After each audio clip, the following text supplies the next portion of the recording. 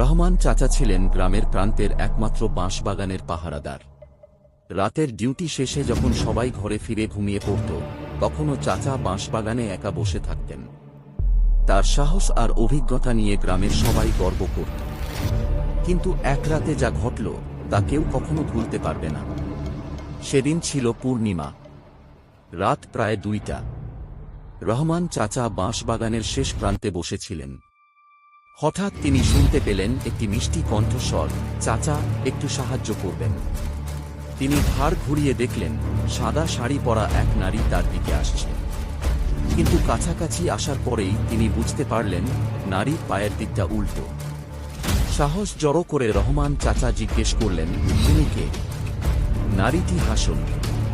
সেই হাসি যেন তার শরীরের ভেতর দিয়ে শীতল স্রোত বইয়ে দিল। এরপর নারীটি ধীরে ধীরে তার দিকে এগিয়ে এলো।